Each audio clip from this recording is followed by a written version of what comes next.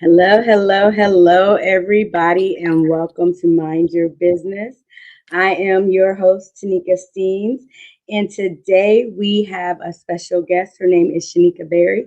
She is a mother and a nurse. She is 34 years old, and she is a third generation nurse. And today she is talking to us about being an essential worker in the time of COVID. And not only that, but she is sharing her story with us about how important it is about understanding how to take care of a life in a time when you don't know what to do, because she has had to go through some things herself. And if it wasn't for someone knowing what to do, she wouldn't be here with us today. So without any further ado, I would like to introduce you to Miss Shanika Berry. So Shanika, please tell us who you are, what you do, and why you do it. Hello. First, I want to thank you for having me on your show. You're welcome. Like she said, I'm Shanika. I'm 34. I'm a nurse, third generation. And I do what I do because of my grandmother. My grandmother was a nurse. I've had my aunt who's worked in the field also. And that's why I do what I do. I'm the nurse I am today because of my grandmother. And I truly value life. Absolutely. Now, it's so funny how I came to meet you, because I actually met your mom first. Hmm. And I was reaching out to your mother for something totally different. I was reaching out to her because of a initiative that I'm going to be doing next month for minority health. And you just happened to be there and you heard the conversation and you jumped right in and you started telling me your story. And I was just like, oh my God, we have got to get you on the show. And so I was just compelled with what you were telling me. So can you just go ahead and share with us what happened to you and what led you to want to tell your story? Yeah, so when I was 25 years old, I had a heart attack. I was severely overweight. I can recall it was a stressful time in my life. But at the time, I didn't know what it was until, I went through it, and now looking back. And I was home in an apartment with my 5-year-old son. And the next thing that I know, I just woke up and paramedics were around me. Um, and I was being rushed to the hospital. My 5-year-old just, I mean, I honestly don't know how this happened. My 5-year-old called his dad, and his dad came back. Paramedics walked his dad through CPR, and here I am today. I spent a week on the cardiac unit, which was very difficult, being 25, the youngest person on a cardiac unit, not even being allowed to go to the bathroom alone because, it's your heart. They just never know what's going to happen. And that moment, it changed my life, but I didn't pay attention to it enough until later on. Once I started to work out, I realized that, you know, having a heart attack is serious, and my heart will never be the same. So I have to do what I have to do to at least keep my baseline health. Mm. 25 years old. See, a lot of times we think that because we're young, we've got a lot of life. And we don't realize that a heart attack can happen to anyone. And so would you mind sharing with us how much you weighed at that time? At that time, I was about 350, maybe a little over. Um, and it it was just really rough. And I've never been thin. I've always been a plus size young lady, and I just thought that was normal. Being unhealthy, not so much as the weight, but just being unhealthy in general. Um, and it was a very scary, rough time in my life. Wow. And so was there any warnings before the heart attack, or you just woke up and found yourself in the hospital? No warnings. That morning, I just woke up and I just had pain in my left side, my arm. I just woke up and not didn't feel good. Just off balance. And then, like I said, next thing I know, I woke up to paramedics standing around me. Wow. And how long were you in the hospital? I was in the hospital about a week. They ran tests. I had a heart cath done, which is a procedure where they take like a tiny little microscope in your like growing area and run the scope up to your heart. I had that done. I had labs drawn. Everything was normal. Even to today, no doctor can tell me exactly what caused my heart attack.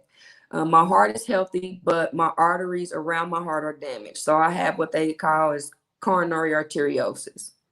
Um, and like I said, the doctors still to today cannot give me a definite answer, but I know that I was overweight.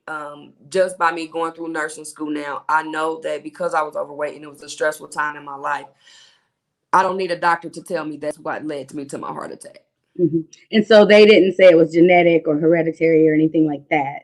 No, none of that. Labs were normal. It just happened. Wow. And so, stress can cause a lot. And we don't think, again, being young, that we're not stressful at a young age, but being a young mother and overweight and a lot of things, but look what that did. It changed your life. So tell us about that. Tell us how that changed and impacted your life. Oh man, that changed my life dramatically. Just the thought of me being away from my family, my kids at such a young age, it really kicked me into gear into just, okay, Shanika, it's time to get healthy. So I just took it serious. I don't diet because I'm not so much disciplined as for a diet, but I just eat right. I eat less, drink plenty of water. I'm in the gym just about every day, if not every other day. Once the weather warms up, I bike ride about 13 miles a day. Um, and I just push through. Some days, I wake up and I do have like chest pain, because like I said, your heart is never the same after a heart attack. So I take a baby aspirin regimen daily just to keep that pain down. But as I work through it, I feel myself feeling better, if that Mhm. makes sense. So it'll be times where if I don't go to the gym for like 3 to 4 days, I feel it because I have now gotten my body used to working on being stronger. So when I don't go, it's like, oh, Shanika, you got to get there. Yeah. So it's been almost 10 years now since this has happened to you. So, how does that make you feel when you see other people now that you're a nurse in a position that you've been in before? How do you look at that situation? And let me phrase this right because I want to say this in the right way. Like, how do you approach those situations towards people when they have bad health behavior, if I should say it that way? Yeah, so people ask me all the time, how do you get your body like that? How did you do that? And what I just try to express to them is that I've never gone into my weight loss journey trying to look like anything. I totally am on my weight loss journey solely just to be healthy. Losing weight when you're on a weight loss journey, yes, good, and that's extra. But it's all about just living a healthier life so that you can live longer. So I just approach it just like we're doing right now. They ask me those questions, and I tell them, I never thought about working out before I had my heart attack. I never thought about living a healthier life. So I go into it and I tell them my story and I encourage them. And like it's hard in the beginning. It's very hard. You have to be disciplined. You have to train your body to um, things that you have not done before. So it gives me such fulfillment, even though, some people will be like, oh, I'm sorry to hear that. I don't look at it that way. It gives me such fulfillment to be able to share my story and to encourage other women that are going through exactly what I'm going through. I've come across women who they're just trying to lose a little bit of weight so that they can, get surgery or do whatever they need. And I try to encourage them to, if you can lose that little weight just to get down for the doctor to be able to give you a procedure, you can keep going and lose that weight naturally. You are such a beautiful soul because you're young and you're vibrant. And a lot of people might look at you and think that, oh, you're young, you're a nurse, and they wouldn't look at you and realize that you have this story, and it's phenomenal. But the thing is, this happened to you at such a young age, and you could use that as an excuse to say, woe is me. But instead, you are using this to empower other women. And so I often say that what happens to us happens for us to help others. And that's exactly what you're doing. And so, is that what triggered you to want to become a nurse, or because you already come from a line of nurses, that has have something to do with it, or is it a mixture of both? It's a mixture of both. Because I come from a line of nurses, and that's literally what I watched growing up. I always knew I wanted to be a nurse. But once I had my heart attack and I got into nursing, um, a lot, and I work in a long term care facility, and we have a rehab and a dialysis unit. And I have been seeing so many people that look like me, that are my age, coming through with so many health problems. And just by being a nurse, and I'm seeing that in the nursing home, the population is not just elderly people anymore.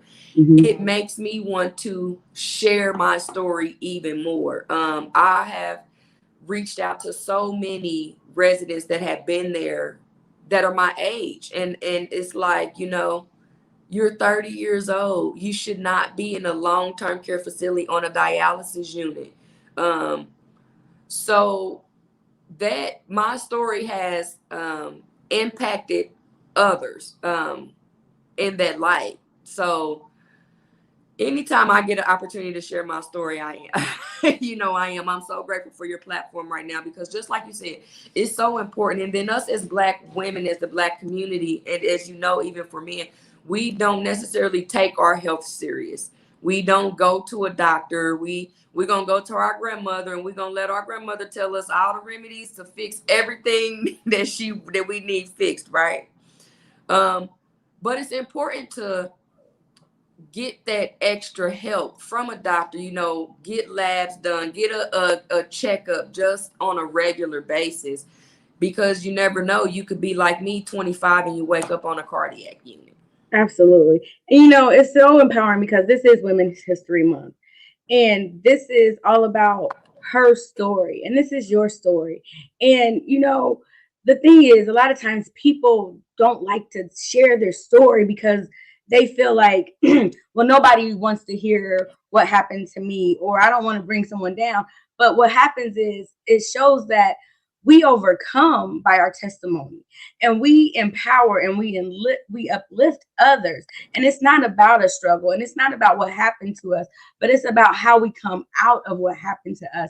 And so being able to show others that we have strength and we can go through anything. And I think that's what makes us stronger and what helps us to be able to carry on. And if it wasn't for that little baby boy, you've got to be somebody special to have this 5-year-old little boy that knew what to do. Let's talk about that. What gave him the courage to know what to do at that moment in time?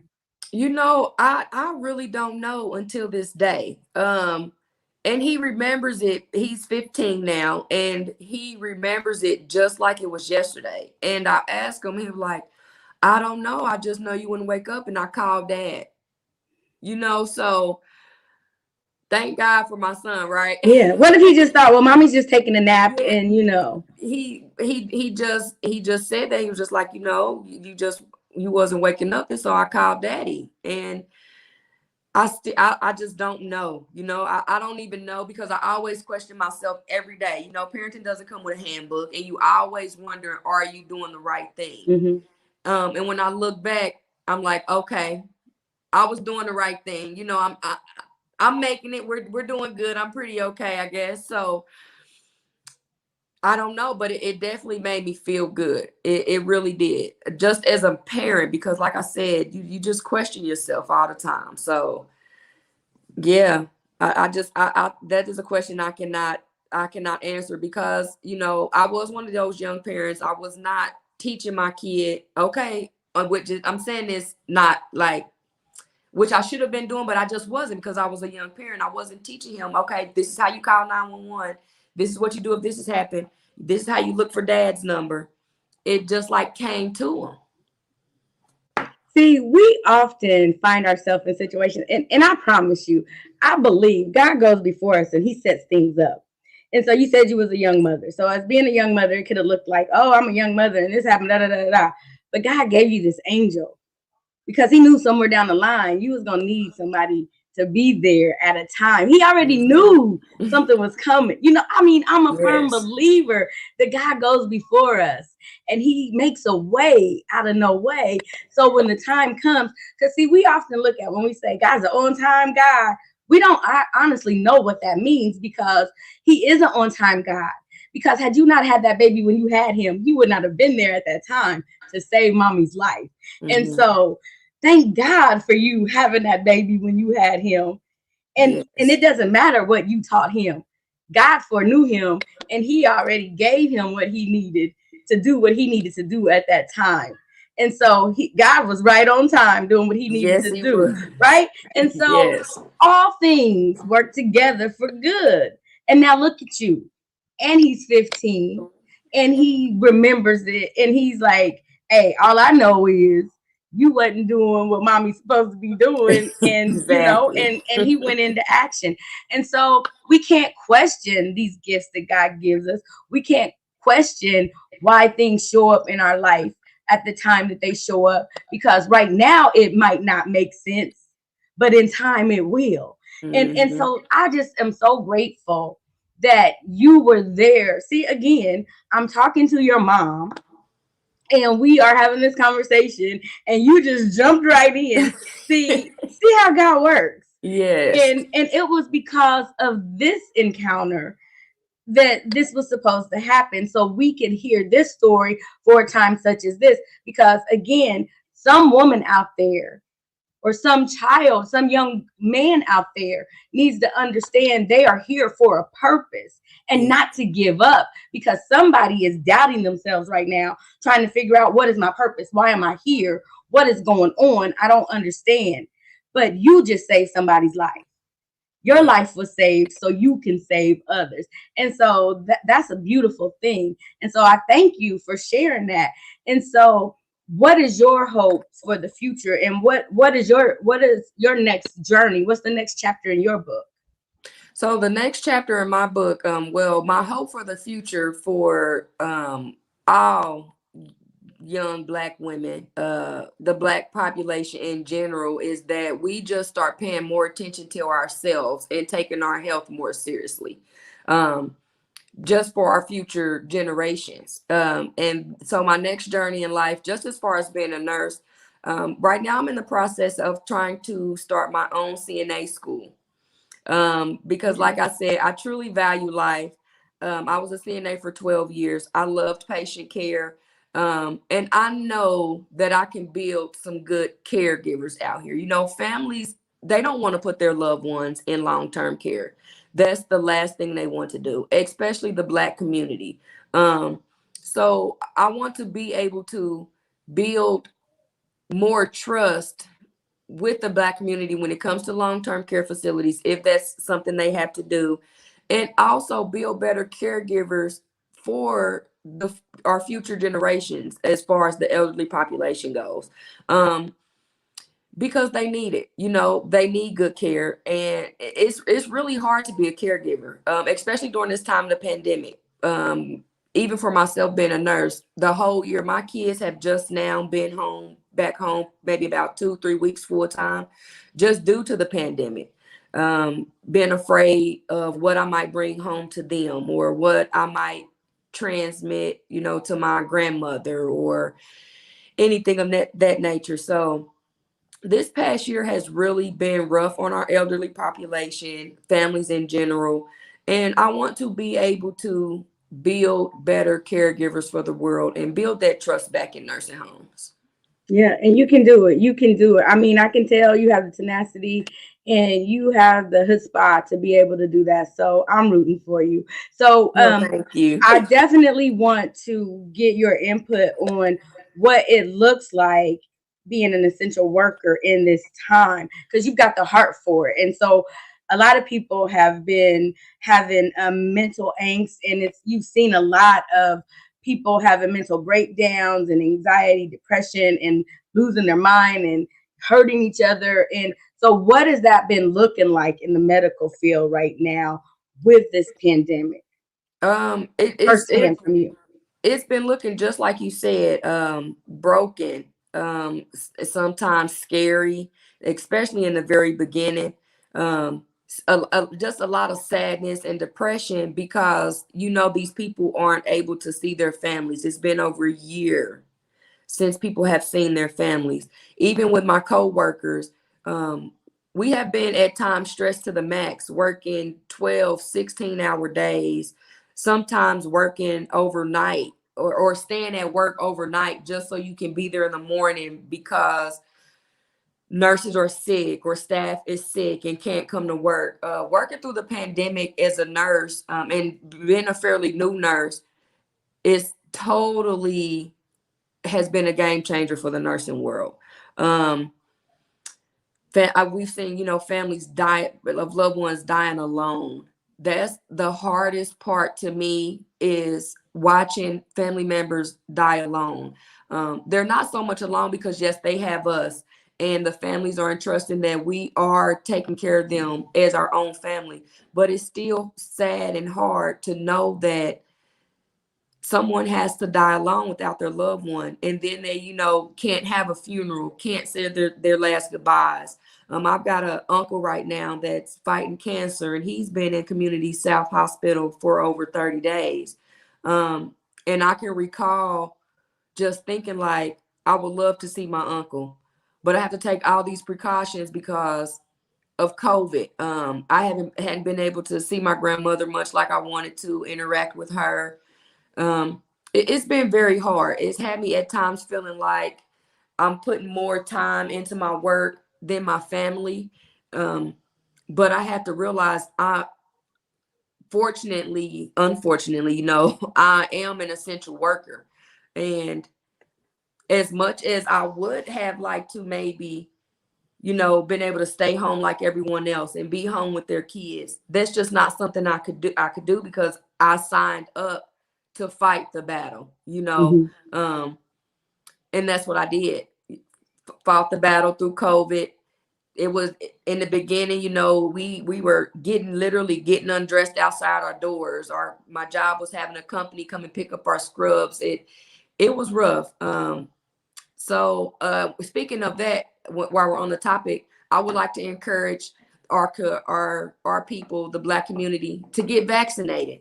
I was going to ask you to talk about that. I was definitely going to ask you to tell people how important it is, talk about it, and talk. Yes, please. It's very important to get vaccinated. Do your own research. I'm not here to persuade you really in any kind of way. I just want to encourage you. You do your own research, of course, but get vaccinated. I'm fully vaccinated. And it made me, I was a little leery at first, as we all are, because the Black community, we know what has happened to us in the past when it comes to vaccinations. But the bigger picture is we have to protect our elderly population. That's the biggest thing. Your mother, my grandmother, someone's great aunt, great uncle, anyone with comorbidity like CHF, diabetes. We have to we have to do our best to protect those who are already having health issues. So I encourage you to get vaccinated. Um, it's just I just really do. I hope that our Black community does the research and we get vaccinated for the sake of ourselves and our own growing elderly population. Okay.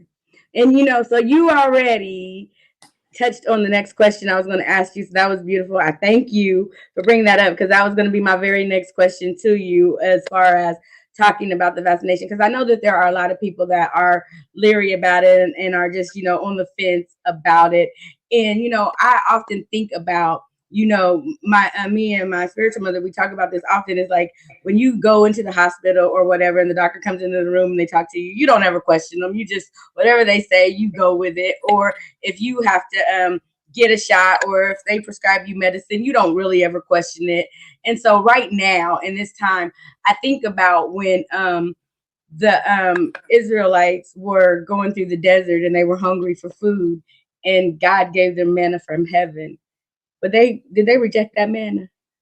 Mm-mm. No, it was a Mm-mm. gift from God. They were starving. They were asking for help.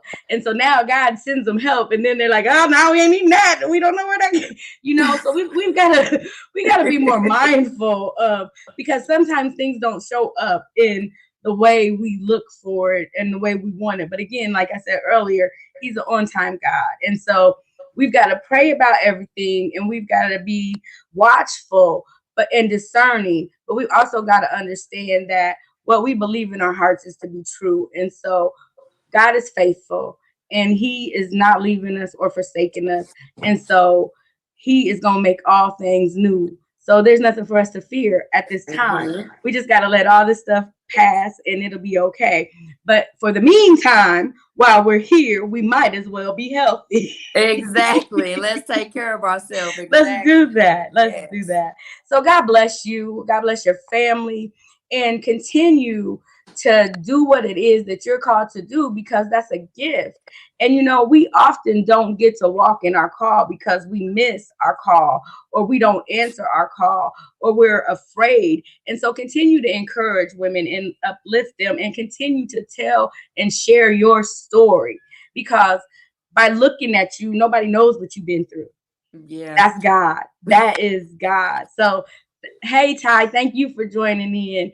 But thank you everybody for joining in and listening. And I hope that someone was able to hear this hear it live. But if not, if you listen in on the replay, I hope you get something out of it, because life is, a lot of times people think life is short, but life is long.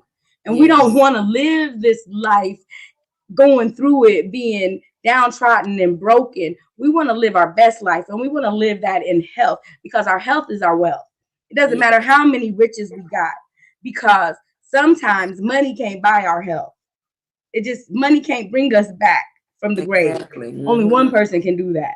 And so again, while we're here, we might as well try to be as healthy as we can. So let's get the knowledge, like Miss Berry said. Let's do the research. Let's seek out the resources. Let's find what it is that we need so that we can empower ourselves. Next month is Minority Health Month. And so let's find out what it is that we need to do so that we can become stronger, and together we can be better. So thank you, Miss Berry. Is there anything else that you would like to share with the people before we jump off of here? Well, I would like to thank you, and I would like to thank everyone, for having me and listening in. But don't be afraid to ask questions. Ask questions, do your research, get healthy. Amen. All right. Well, you hang out with me for a minute. I'm going to get us out of here. But again, this is Women's History Month. Women, we have come a long ways. We know things now that we never knew before. And as the world keeps changing, we keep evolving. And so let's continue to uplift and empower and encourage each other. Let's continue to share our stories, because we don't know whose life we are saving, and it just might be our own.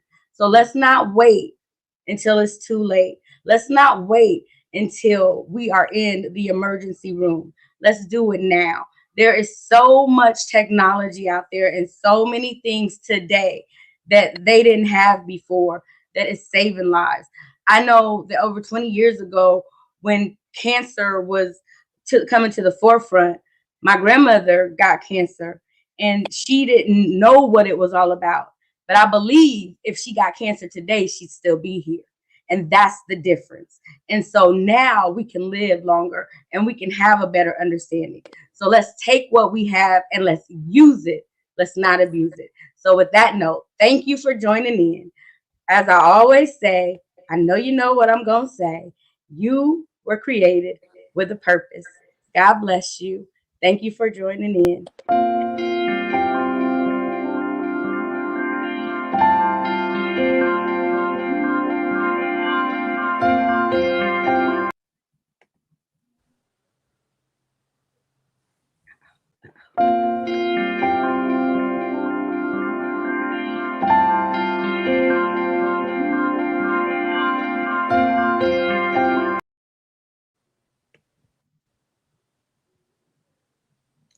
Goodbye.